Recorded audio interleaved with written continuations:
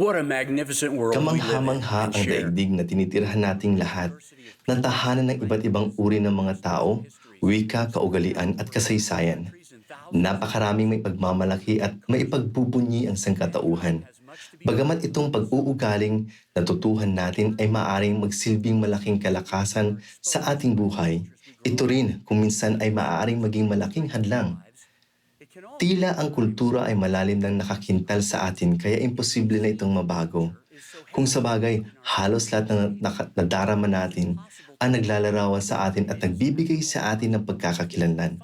Maaring napapalakas ng impluensya nito kaya hindi natin nakikita ang mga kahinaan o pagkakamaling gawa ng tao sa ating sariling mga kultura at atubili tayong alisin ang mga tradisyon ng ating mga ninuno.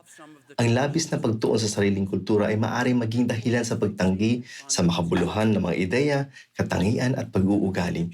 May nakilala akong Ginoo ilang taon na nakalipas na mailalarawan ang maling pagkaunawa tungkol sa kultura. Una ko siya nakilala sa Singapore nang ma-assign akong home teacher ng kanyang pamilya. Isang kilalang propesor ng Sanskrit at Tamil. Nagmula siya sa India. Ang kanyang butihing may bahay at 2 anak na lalaki ay mga miyembro ng simbahan, ngunit hindi siya kailanman sumapi sa simbahan at hindi gaano nakinig sa ebanghelyo. Masaya siya sa nakikitang magagandang nangyari sa kanyang asawa at mga anak at sinusuportahan sila sa simbahan. Nang imungkahi kong ituro sa kanya ang mga alituntunin ng ebanghelyo at ibahagi sa kanya ang mga paniniwala natin, tumanggi siya noong una. Matagal bago ko naisip ang dahilan kung bakit. Pakiramdam niya ay magiging taksil siya sa kanyang nakaraan, sa kanyang mga tao at sa kanyang kasaysayan. Itatatuan niya ang kanyang pagkatao, ang itinuro ng kanyang pamilya, ang kanyang pinakapamana bilang Indiano. Sa sumunod na mga buwan, napag-usapan ang mga bagay na ito. Namangha ako kung paano nagawa ng Ebanghelyo ni Jesucristo na baguhin ang kanyang pananaw. Karamihan sa mga kulturan ng tao ay kakikitaan ng kapambuti at masama, nakapagpapabuti at nakapapanira. Marami sa mga problema na mundo ay resulta ng pagtatalo-talo ng mga taong nagkakaiba na nagmula sa kanilang kultura. Ngunit lahat ng hidwaan ay mawawala kung tatanggapin lamang ng mundo ang orihinal na kultura, isang kultura na angking nating lahat. Ang kulturang ito ay nagsimula sa buhay bago tayo silang. Ito ang kultura ni Adan at Enoch. Ito ang kulturang nakasali sa mga turo ng tagapagligtas sa galakitaan ng panahon. At ito ay maangking muli ng lahat ng kababaihan at kalalakihan sa ating panahon. Ito'y kakaiba. Ito ang pinakalakila sa lahat ng kultura at nagmula sa dakilang plano ng kaligayahan ginawa ng Diyos at sinuportahan ni Kristo. Ito ay nabubuklod at nagpapagaling. Itinuturo sa atin ng Ebanghelyo ni Jesucristo na may layunin sa buhay. Narito tayo sa mundo, hindi dahil sa isang aksidente o pagkakamali sa kalawakan. May dahilan kaya tayo narito. Ang kulturang ito ay matibay na nakasalig sa totoo na mayroon tayong Ama sa langit na siya ay tunay at nagmamahal sa bawat isa sa atin. Tayo ang kanyang gawain at kanyang kaluwalhatian. Sinusuportahan natin ito ng konsepto ng pagkakapantay-pantay. Wala itong kinikilalang mga pangkat o uri ng tao. Tayong lahat sa katunayan ay literal na magkakapatid, mga espiritong anak ng ating magulang sa langit. Walang masamang palagay o tayo laban sa kanila na mentalidad sa pinakadakila sa lahat ng kultura. Tayong lahat ay tayo. Tayong lahat ay sila. Naniniwala tayo na responsibilidad at pananagutan natin ang ating sarili, ang bawat isa, ang simbahan at ang ating mundo. Ang responsibilidad at pananagutan ay mahalagang bahagi sa ating pag-unlad. Ang pag-ibig sa kapwa-tao ang pundasyon ng kulturang ito.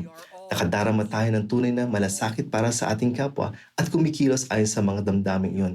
Inaalis ito ang puot sa iba. Tinatamasa natin ang kultura sa pagpahayag na nakasentro sa salita ng Diyos ayon sa natatanggap ng mga propeta. Maaring malaman ng buong sangkatauhan ang kalooban ng Diyos. Sinusuportahan ng kulturang ito ang pagpili. Ang kakayahang pumili ay napakahalaga para sa ating pag-unlad at kaligayahan. Ang matalinong pagpili ay lubhang kailangan. Ito ay isang kultura ng pagkatuto at pag-aaral. Naghahangad tayo ng kaalaman at karunungan at ang pinakamainam sa lahat ng bagay. Ito ay isang kultura ng pananampalataya at pagsunod. Ang pananampalataya kay Hesu Kristo ay ang unang alituntunin ng ating kultura at ang pagsunod sa Kanya ang nagiging resulta nito.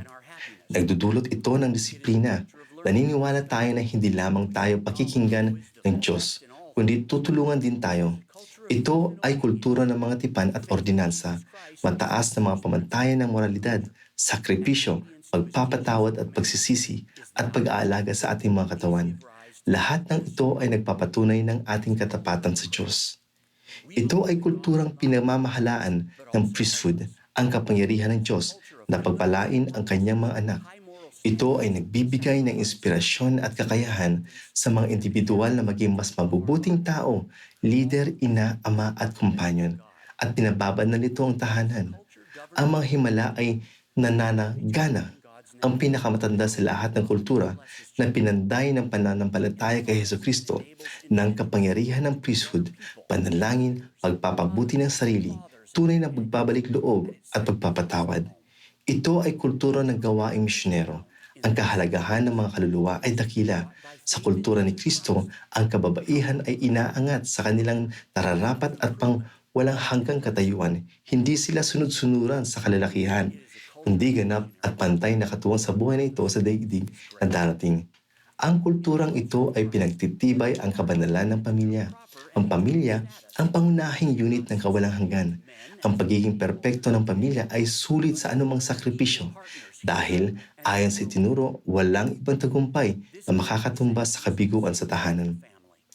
Ang tahanan ay lugar kung saan nagagawa ang pinakamahusay nating gawain at kung saan natatamo ang ating pinakadakilang kaligayahan. Sa kultura ni Kristo ay may perspektibo at focus at direksyon. Ang kulturang ito ay pinagkalooban ng mga bagay na walang katapusan, ang kahalagahan. Nagmumula ito sa Ebanghelyo ni Kristo na walang hanggan at ipinaliliwanag ang kung bakit ano at saan ang ating buhay. Dahil ang kulturang ito ay resulta ng pagsasabuhay natin sa mga turong tagapagligtas, naglaan ito ng nagkakagaling na balsamo sa lubhang kailangan ng ating daigdig. Napakalaking pagpapala na maging bahagi ng dakila at marangal na pamumuhay na ito. Upang maging bahagi nito ng pinakadakila sa lahat ng kultura, kakailanganan ng pagbabago.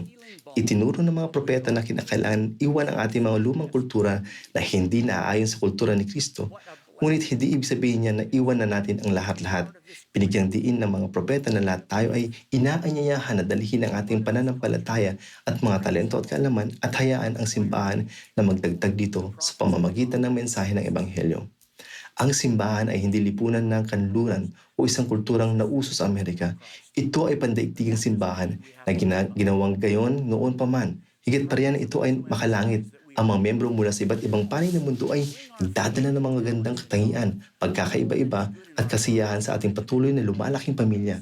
Kinikilala at kinararangal pa rin ng mga banal sa mahuling araw ang kanilang sariling pamana at mga bayani, ngunit bahagi na rin sila ng isang bagay na mas dakila. Ang kultura ni Kristo ay nakakatulong sa atin na makita ang ating sarili sa kung sino talaga tayo at kapag tinitingnan ito sa pananaw at walang hanggan, paiigtingin nito ang kakayahan nating may isa katuparan ang dakilang plano ng kaligayahan. Kaya anong nangyari sa ating kaibigan? Tinuruan siya ng mga lessons at sumapi sa simbahan. Ang kanyang pamilya ay binuklod para sa panahon ito at sa kawalang hanggan sa Sydney Temple. Inalis niya ang kaunti at natamo niya ang lahat-lahat. Natuklasan niya na maaari pa rin niyang kilala ang kanyang kasaysayan. Ipagmalaki ang kanyang lipi, kanyang musika at sayaw at literatura, kanyang pagkain, kanyang bayan at mga tao nito. Nalaman niya na maaari isama ang pinakamainam sa kanyang lokal na kultura sa pinakadakila sa lahat ng kultura.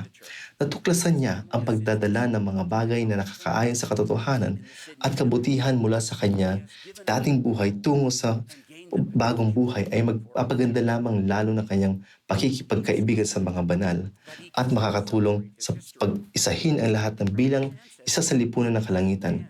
Tunay ngayong napapahalagahan natin ang pinakamainam sa kanya-kanyang nating kultura sa mundo at sa ganap rin makakabahagi sa pinakamatandang kultura sa lahat ng ito, ang orihinal, ang pinakapangunahin, ang walang hanggang kultura na nagmula sa Ebanghelyo ni Jesucristo. Lubos na kagilagilalas ang pamanang angkin natin lahat sa pangalan ni Jesucristo. Amen. And to assist in uniting all as one in the society of heaven. We can indeed all cherish the best of our individual earthly cultures and still be full participants in the oldest culture of them all, the original, the eternal culture that comes from the gospel of Jesus Christ. What a marvelous heritage we all share. In the name of Jesus Christ, amen.